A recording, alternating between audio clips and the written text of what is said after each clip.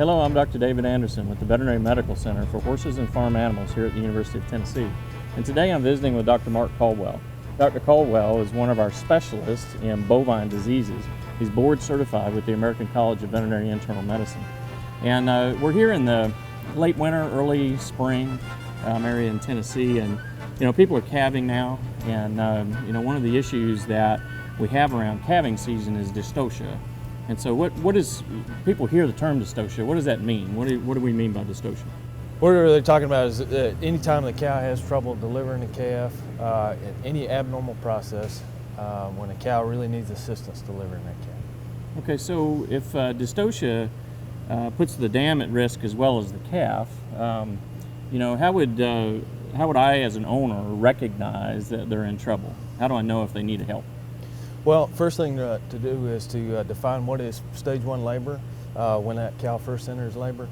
If you see a cow that's separated from the rest of the herd, maybe a little bit restless, she's getting up and down, she's got her tail head raised. If you watch that cow for 30 minutes to an hour and you've got no progress, that's a cow that needs to be gotten up, needs to be checked out, and to find out what's going on. Okay, so she seems like she's going in labor but really isn't getting anywhere. How long do I have to wait between that stage 1 labor and when the next thing occurs?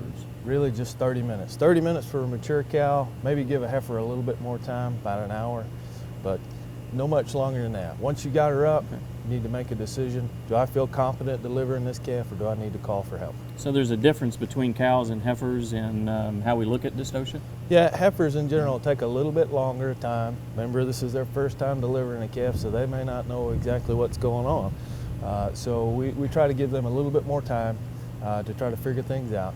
Whereas a cow, we'd like to see her progress much more rapidly in half the time. That makes sense to me. So a heifer is more likely to have trouble and need assistance? Yeah, she certainly is.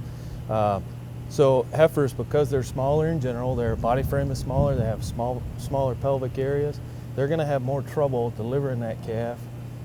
Really, if the calf is too big for her pelvic area, but not even that. Heifers are more likely to give up in the middle of calving, just to simply quit trying. Whereas a cow knows that she needs to continue to push until that calf is delivered.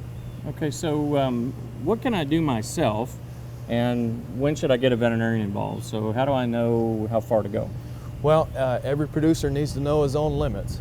One producer may feel comfortable delivering something that another may not. One thing that certainly should raise a flag is if you perform a vaginal exam on a cow that you've gotten up and you don't feel a head. You've got 2 front feet coming, you don't feel a head. Or perhaps you feel 2 back feet or just 1 limb. Or maybe all you feel is a tail. Those are indications that a veterinarian needs to come out and attend that dystocia, because those are a little bit more complicated manipulations to try to deliver that calf. Okay, is there some training that I can get for how to work out that process? Certainly. We'd be glad to provide any producer training. There are some calving schools around the country. Okay. There are some conferences here that we could address that topic and try to get producers involved and help them recognize what they could do. Okay, so what's an example of something that I would find that I should never attempt by myself, that when I find that out, I should immediately call my veterinarian for help? Well, going back to that, if you do a vaginal exam and all you feel is a tail, that's a true breach. That would be very difficult for a producer to correct on his own. That calf may even need to be delivered by a C-section. That's certainly one where I'd call the veterinarian right away.